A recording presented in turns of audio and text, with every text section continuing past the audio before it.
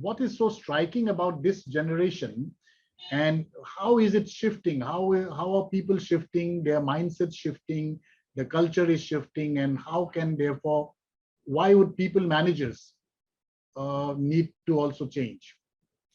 Uh, so Prasanjit, I think people managers, I see them as chefs in the kitchen. One chef cannot make one dish for 50 or 100 people in the restaurant and everybody would be satisfied with that one dish. Everybody has a different taste, everybody likes different flavors. So Gen Z today, let's say somebody in the age of 30 would like spicy food, and somebody in the same age group may not like spicy food. Somebody in the age of 40 may get motivated by reward and recognition, but somebody in the same age group maybe motivated by reputation, like we took an example. So the best way to the best way I look at it is communicate, is to ensure that everybody's motive is clear. We have something called WIIFM, which is WIIFM, what's in it for me. Everybody WIIFM should be clear to the manager, so that the manager should know if there are 15, 20, 25 people reporting into him, what is that everybody looks at, what is that motivates them, what is that which will ensure that this person will stick to an organization. And hence he should cook food, or maybe change the recipe, or make something which would please the audience which is sitting out there. It's as simple as that. So I probably took this example because I think that's a classic example of how I see as people managers, and making sure that they are getting the best serves. So I think in a sense, every manager has limited number of people who are directly reporting to them.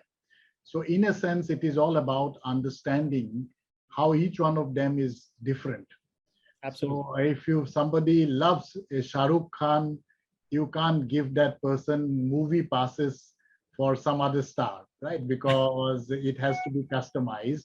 Correct. And isn't it difficult? Does it not take away a lot of time of a people manager if they're trying to figure out which dish is the best or most appropriate for which employee? There has to be a method to madness, Prasanjit. So if we are spending the right amount of time with the people, this communication does not need to change or happen every single day. It can happen maybe once a week, and cannot only happen formally. It can happen, informally as well. Let's say somebody is going out together for lunch. People are, having a smoke downstairs. It can get as informal as it can. And it would basically, if you look at from the other side, if they are spending that 5 hours in a week to understand what works and what doesn't work for them, the productivity of the entire team will be 10x or 20x extra. So that ROI will of those 5 hours will be justified in a much better way on the other side. So it's always better to spend that kind of a time, which will increase the business productivity of your entire team, and hence your business goals are achieved. In a sense, you remind me of something that we keep saying, that gone are the days where people are resources to achieve the potential of the organization. Today, the organization is a resource to achieve the potential of people.